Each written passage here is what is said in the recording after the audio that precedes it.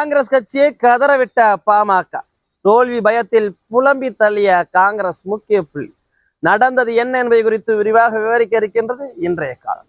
பேரன்பிற்குரிய தோப்பு தமிழ் உறவுகளுக்கு வணக்கம். நான் உங்க வயலாமூர்கார்.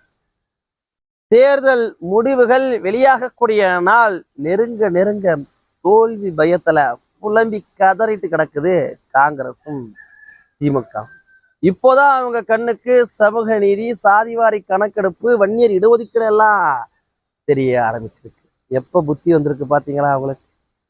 நேற்றைய தினம் தமிழக காங்கிரஸ் கட்சியினுடைய மாநில தலைவர் திரு செல்வ பெருந்தகை அவர்கள் தர்மபுரியில செய்தியாளர்களை சந்திச்சிருக்கிறார்.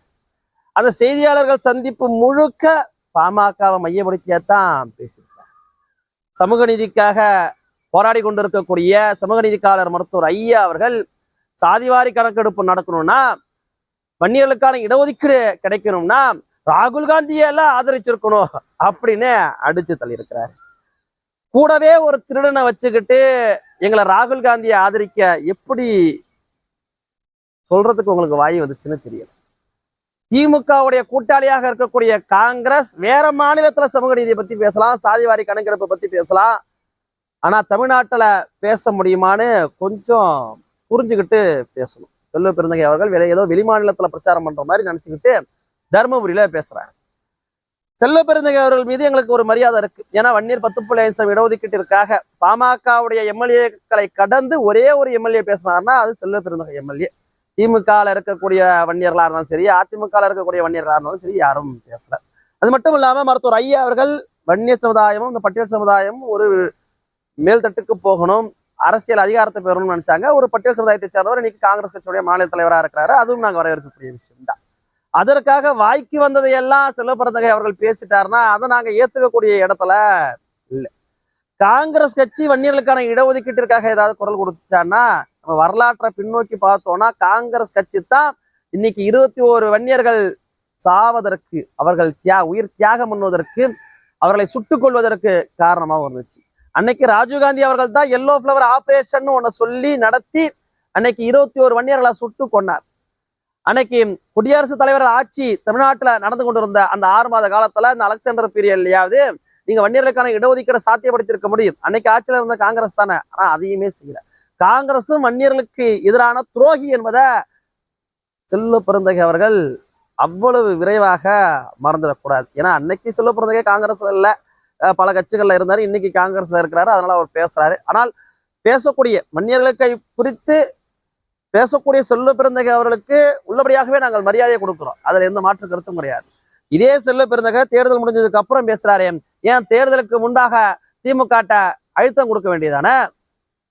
அழுத்தம் கொடுக்க வேண்டிய சாதிவாரி கணக்கெடுப்பு நடத்துங்க. ஏன் நாங்க காங்கிரஸ் கட்சி ஆட்சியில் இருக்கக்கூடிய மாநிலத்துல கூட நடத்துறோம், மற்ற மாநிலத்துல நடத்துறான், உனக்கு ஏன் எடுக்க மனசு வரலன்னு காங்கிரஸ் கட்சி திமுகவை கேள்வி கேட்டிருந்தா இது நியாயம். நீங்க எப்படி ராகுல் காந்தியை பாமக ஆதரிக்கணும்னு கேட்க முடியும்? கூடவே ஒரு கோடாரி கோம்பை வச்சுக்கிட்டு, சமூக நீதிக்கு எதிரான ஒரு கோடாலி காம்பை வச்சுக்கிட்டு நீங்க ராகுல் காந்தியை நாங்க ஆதரிக்கணும். இது எவ்வளவு பெரிய முரண் என்பதை புரிஞ்சுக்காம நம்ம எது வேணாலும் பேசிட்டு போயிடலாம், எது வேணாலும் சொல்லிட்டு போயிடலாம் இன்னும் சொல்ற மாதிரியானதான் இருக்கு. மத்தியில அமையக்கூடிய பாஜக அரசு இதுவரைக்கும் இடஒதுக்கீட்டுக்கு எதிராக நாங்கள் இருப்போம் எந்த இடத்துலையும் சொல்லலை. அது அமித்ஷா கூட நேற்று முன்தினம் செய்தியாளர்களை சந்திக்கிறப்ப கூட நாங்களாம் வந்தா இடஒதுக்கீடை கலைச்சிருவோன்னு ஒரு சில பேர் போய் பிரச்சாரம் பண்றாங்க. அப்படி இருக்கிறத கடந்த 10 ஆண்டுகள்லேயே கலைச்சிருக்கலாமே அப்படின்னு சொல்றாரு. ஒரு எடுத்துக்காட்டுக்கு சொல்றாரு. சமூக நீதிக்கு எதிரான ஒரு எந்த இடத்துலையுமே மருத்துவர் ஐயா அவர்கள் இருக்க மாட்டார். அவருடைய ஆதரவும் அங்க கிடைக்காது. இன்னைக்கு செல்வ பெருந்தகை அவர்கள் புலம்புவதற்கான காரணம் ஒண்ணுதான், தோல்வி பயம். தேசியத்திலும் சரி, தமிழகத்திலும் சரி, தேசிய ஜனநாயக கூட்டணி மிக வலுவாக வெற்றியை நோக்கி பயணப்பட்டு இருக்கு. இப்ப காங்கிரஸ் கட்சி முழுவதுமாக அழிஞ்சு ஒழிஞ்சிடுச்சு. அதற்கு காரணம் இப்ப செல்வ பெருந்தகை வன்னியர்கள் மீது அக்கறையோட பேசுறாரு. அவர் இதே நிலைப்பாட்டில் இருப்பாரான்ற கேள்வி இருக்கு. ஆனால் இதற்கு முன்பாக இருந்த KS அழகிரியோ, தங்கவாலோ, பல காங்கிரஸ் கட்சியின் தலைவர்கள், EVKS இளங்கோவனோ வன்னியர்களுக்கான இடஒதுக்கீடு குறித்து எந்த இடத்துலையுமே ஆதரவாக நின்றவர்கள் கிடையாது. அது மட்டும் இல்லாம KS அழகிரிலாம் வன்னியருடைய உரிமையை பறிச்சவர். வன்னியர்களை எப்படி மு.க. ஸ்டாலின் வன்னியர்களை விரோதியா நினைக்கிறாரோ, திருமாவளவன் வன்னியர்களை விரோதியா நினைக்கிறாரோ, அதே அளவிற்கு சற்றும் குறைவில்லாம கே.எஸ். அழகிரி வன்னியர்களை விரோதியாக நினைத்தவர் தான். அவர் தலைமையில தான் 5 ஆண்டு காலம் காங்கிரஸ் பயணப்பட்டுச்சு. எல்லோ ஃபிளவர் ஆபரேஷன் மூலயமாக துணை ராணுவத்தை அனுப்பி வன்னியர்களை சுட்டு கொண்டது இதே ராஜீவ்காந்தி தானே. அதை எங்களால மறக்க முடியுமா? எப்படி வன்னியருடைய மரணத்திற்கு அதிமுக காரணமோ அதே அளவிற்கான பங்கு காங்கிரஸ் கட்சிக்கும் உண்டு. அதை எவராலையும் மறுத்துவிட முடியாது. அதையெல்லாம் மூடி மறைக்க முயற்சி பண்றாரு செல்வ பெருந்தகை. செல்வ பெருந்தகை என்ன பண்ணணும்? முதல்ல தமிழ்நாட்டில் நீங்க சாதிவாரி கணக்கெடுப்பு நடத்துறதுக்கு ஆயத்தமாக இருந்தீங்கன்னா நீங்க பேசின பேச்சு சரியாக இருந்திருக்கும். எங்களுக்கு பாமகவுக்குமே ஒரு கடும் சிக்கலாக கூட ஏற்படுத்தி இருக்கலாம். திமுக ஒரு சாதிவாரி கணக்கெடுப்பு நடத்துறதுக்கு ஆணை பிறப்பிச்சிருந்துச்சுன்னா. ஆனால் திமுகவுக்கு சிறிதும் அதை பற்றின கவலை கிடையாது.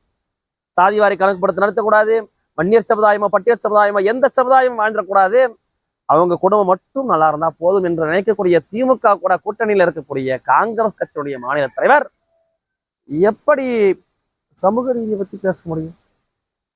எப்படி சமூக நீதியை பத்தி பேச முடியும்? உங்களை பிரச்சாரத்தை கூப்பிட்டானோ பக்கத்து மாநிலத்தில் கூப்பிட்டானோ நீங்க அங்க போய் பேசுங்க, அங்க போய் வாய்க்கிழியே பேசலாம். ஆனால் திமுக கூட கூட்டணியில் இருக்கக்கூடிய நீங்க தமிழ்நாட்டுல சமூக நீதியை பற்றியோ சாதிவாரி கணக்கெடுப்பை பற்றியோ பேசுவதற்கு அருகதை அற்றவர்களாக இருக்கிறீங்க. திமுக கூட்டணியில் இருக்கிற எல்லாருக்குமே தான் அது பொருந்தும். காங்கிரஸ் கட்சிக்கு மட்டும் இல்லை. இதே விசிகாவா இருந்தாலும் சரி, கம்யூனிஸ்ட் கட்சிகளாக இருந்தாலும் சரி, கமலஹாசனாக இருந்தாலும் சரி, அத்தனை பேருக்கும், ஏன் லெட்டர்பேடு தாவாக்காவாக இருந்தாலுமே சரி, அத்தனை பேருக்கும் அது பொருந்தும். வன்னிய இன விரோதியோடு கைகோர்த்து கொண்டு காங்கிரஸ் கட்சி வன்னியர்களுக்காக நீலி கண்ணீர் அடிக்கிறது தான் இந்த இடத்துல நகைப்போட பாக்குறதா. அதுவும் தர்மபுரியில போயிட்டாலே பாமகவை பத்தி தான் பேசணுமா? வேற உங்களுக்கு எதுவுமே தெரியாதா? அதற்கு காரணம் அந்நியார் அவர்கள் ஒரு வரலாற்று வெற்றியை அங்க பதிவு செய்ய போறாங்க என்கின்ற ஒரு அச்சத்தின் காரணமாகத்தான் இப்படியாக திமுக கூட்டணி கட்சிகள்லாம் புலம்பிட்டு கிடக்கு. எந்த ஒரு காரண காரியமும் இல்லாம நீங்க இதை போய் அங்க பதிவு பண்ண வேண்டிய அவசியம் என்ன வந்துச்சு?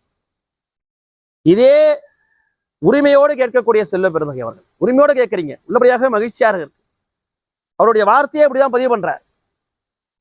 சமூக நீதிக்காக பாடுபடக்கூடிய மருத்துவர் ஐயா அவர்கள், சாதிவாரி கணக்கெடுப்பு நடத்த வேண்டும் என்று குரல் கொடுக்கக்கூடிய மருத்துவர் ஐயா அவர்கள், வன்னியர் இடஒதுக்கீட்டிற்காக அயராது பாடுபட்டு கொண்டிருக்கக்கூடிய மருத்துவர் ஐயா அவர்கள் ராகுல் காந்தியை அல்லவா ஆதரிச்சிருக்கணும் என்று செல்வ பெருந்தகை அவர்கள் உரிமையோட கேட்கிறாரு.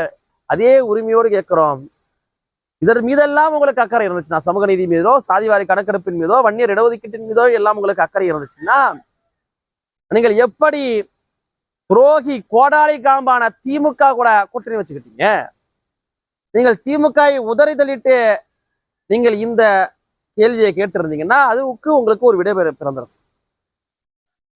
ஆனால் வன்னியர்கள் வாழ்ந்து விடவே கூடாது என்று நினைக்கக்கூடிய திமுக கூட கை கோர்த்துக்கிட்டு திமுகவுடைய கூட்டாளிகள் காங்கிரஸ் இப்படியெல்லாம் கேட்கறது என்பது நிச்சயமாகவே ஒரு அறிவற்ற செயலாத்தான் நல்லா பார்க்குறேன். இதை நிச்சயமா நீங்க கேட்டிருக்கே கூடாது, பேசவே கூடாது. ஏன்னா கண்ணாடி முன்னாடி பார்க்கணும், ஏன்டா நம்ம இந்த கூட்டணியில் இருக்கிறோம், நம்மளால இதை பத்திலாம் பேசலாமா, நம்மளுக்கு இதை பத்திலாம் பேச தகுதி இருக்கா அப்படின்னு நீங்க கேட்டுக்கணும். நீங்க இன்னொன்னு பதிவு பண்றீங்க, வன்னியர் இடஒதுக்கீட்டிற்காக சட்டமன்றத்தில் பேசியவன் என்கின்ற உரிமையோடு அப்படின்றீங்க. நிச்சயமாக அந்த உரிமை உங்களுக்கு இருக்கு, நாங்கள் மதிப்பளிக்கிறோம். அன்றைக்கு சமூக வலைதளங்கள் முழுக்க நாங்கள் உங்களை கொண்டாடி தீர்த்தோம், இன்றைக்கும் கொண்டாட கடமைப்பட்டிருக்கிறோம். ஆனா நீங்க பேசுறீங்களே, திமுகவுடைய முக்கிய அங்கமான காங்கிரஸ் கட்சி, முக்கிய கூட்டாளி கட்சியான காங்கிரஸ் கட்சி பேசுனீங்கல்ல, என்ன பண்ணாரு? ஏன் அதுக்கப்புறம் போராட வேண்டியதானே, அழுத்தம் கொடுக்க வேண்டியதானே? ஏன் எதையுமே பண்ணல காங்கிரஸ் கட்சி? அன்னைக்கு ஏதேனும் ஒரு வன்னியருடைய காயத்துக்கு லேசா மயில் இருக்க மாதிரி மருந்து போடுற மாதிரி ஒரு ஆக்டிங்கை போட்டுட்டு இன்னும் எத்தனை காலத்துக்கு வன்னியர்களை போய் ஏமாத்தலான்னு திட்டம் தீட்டி இருக்கிறீங்கன்றது எங்களுக்கு தெரியும். செல்வ பெருந்தகை அவர்களுக்கும் சேர்த்து குரல் கொடுத்து கொண்டிருக்கின்றார் மருத்துவர் ஐயா அவர்கள். அந்த மதிப்பு செல்வ பெருந்தகை அவர்களுக்கு மருத்துவர் ஐயா அவர்கள் மீது இருக்கிறதே எங்களுக்கு வெட்ட வெளிச்சமா தெரியுது. ஆனால் நீங்கள் அழைத்தது மிகப்பெரிய முரண் என்று ஏன் உங்களுக்கு புரியல? ஏதோ ஒண்ணு பேசணும், ஏதாவது ஒண்ணு பேசணும்ன்றதெல்லாம் பேசக்கூடாது. இன்னமும் காலம் குறைஞ்சிடல. மிகப்பெரிய தோல்வியை நோக்கி திமுகவும் காங்கிரஸும் போகுது.